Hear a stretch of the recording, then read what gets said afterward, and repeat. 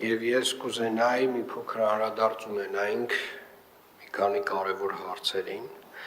Առաջին հարցը, որի վերաբերյալ կուզենայի խոսել, դա օդի որակին է վերաբերում եւ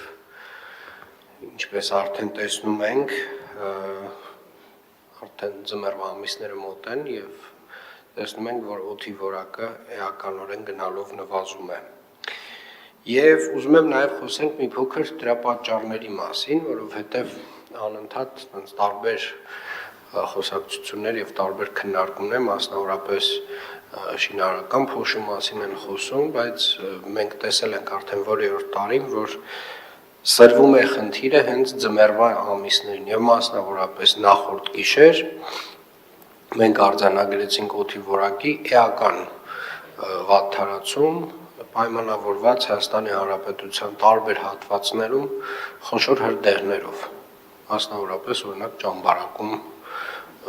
խոշոր հրդեհներ էին տեղի ունենում, բայց իհարկե խոշոր հրդեհները մի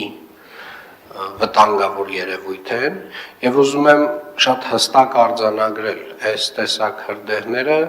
եւ իրենցից արտանետված տոքսինները, նյութերը էականորեն ավելի վտանգավոր են, քան շինարարական փոշին, քան այն փոշին, որի դեմ մենք շատ ինտենսիվ պայքարում ենք։ Բայց ուզում եմ նաև արձանագրել, որ այն ինչը, որ միգուցե շատ դեպքերում սովորական էր թվում տասնամյակներով, եւ մենք չենք խոսել դրա մասին, հիմա պետք է որոշակի անդրադարձ ունենանք, մասնավորապես օրինակ ենթադրում եմ շատերը տեսել եք կողքի բակում կամ հենց մեր բակում ինչ որ մեկին, ով որ հավաքում է տերևները եւ աղբը եւ վառում է։ Սիրելի երևանցիներ, այդ փոքրիկ տերևների եւ աղբի վերամշակման գործարանները ուղղակիորեն առաջին հերթին թունավորում են ձեզ, թունավորում են ձեր շրջակա միջավայրը, թունավորում են երեխաներին, ովքեր որ ապրում, խաղում են այդ բակում, եւ մենք պետք է հասկանանք նաեւ այդ թունավորման աստիճանը, որովհետև երբ որ մենք անընդհատ խոսում ենք շինարարական փոշուց եւ դրա դեմ պայքարում ենք, դա անգամներով մոտ 3-ից 5 անգամ ավելի նվազ վնասակար է եւ այս սեզոնին, նաեւ սեզոնին, երբ որ արդեն տները, որոշ տներ տաքացվում են նաեւ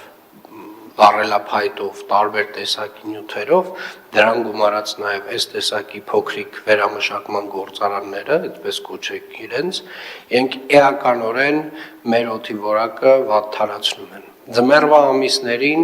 օդի շարժը շատ ավելի դանդաղ է, այսինքն, երբ որ մի հատվածում որևէ մի բան այրվեց, որևէ մի կույտ տերևների այրվեց, ժամերով այդ տոքսինները մնում են օդում։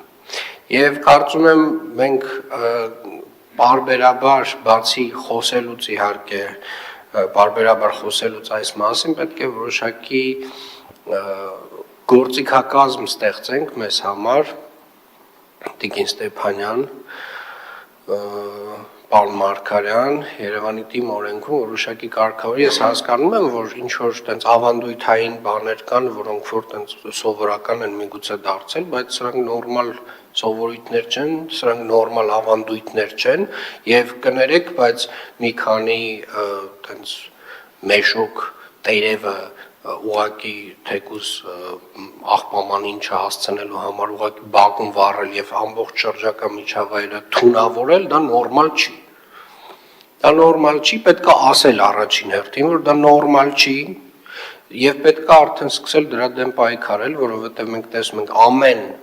նոյեմբեր ամսից սկսում է մեր օդի որակի վատթարացումը, դες ամառվա ամիսներին մեր այդ PM2.5-ը վատագույն դեպքում, չգիտեմ, 50-60 է ցուցանիշը, որը կամ գերազանց է, կամ տենց լավ, այդ կամ կանաչ շրջանակում է, կամ դեղին։ Հիմա մենք տենց մոտավորապես կամ անառողջ շրջանակում ենք, անառողջ զգայուն խմբերի համար, կամ անառողջ, կամ շատ անառողջ։ Եվ դա պայմանավորված է մի քանի գործոններով։ Իհարկե մասսայական հրդեհները իրենց հերթին, բայց նաև այդ որոշակի կանխարգելիչ գործողությունները, որոնք որ տերևների վառել, աղբի վառել, չգիտեմ, տարբեր տեսակի ինչ-որ բաների այրումը բակերում, դրանք անթույլատրելի են եւ իրականում այս մեծ ծավալի մեջ, քաղաքի ծավալի մեջ, երբ որ դրանք բոլորը միաժամանակ տեղի են ունենում, այդ տոքսինները հավաքվում ու մնում են մեր օդում շատ երկար ժամանակ եւ մենք այդ օդը շնչում ենք։ Եվ սա շինարարության մասին չի։ Երբ որ մենք անընդհատ ասում ենք ժողովուրդ ջան, այո, շինարարությանը վերաբերյալ պարոն Ղուկասյանը այսօր կզեկուցի ամենաչարամիտ խախտողներին եւ նրանց հանդեպ որոշակի գործողություններ տեղի կունենան, բայց ես ձեզ վստահեցնում եմ, այդ միած շենքի կառուցումը եւ իր ամբողջ ստեղծած փոշին, այդ ընդամենը մի բակի, այտենց միած լավ կույտի տերևների այրումը, որ շատ ավելի թունավոր է եւ վտանգավոր։ Եվ այս գիտակցումը մենք պետք է ունենանք։ Սա չի նշանակում, որ մեր կառուցապատողները պետք է այտենց հանգիստ շունչ քաշեն։ Սա մեկը մյուսի հետ կապ չունի, բայց նաև մեխանիզմներ պետք է ստեղծենք, պարոն Մարգարյան, որպեսզի այս process-ների դեմ կարողանանք պայքարել։ Սա մեկ։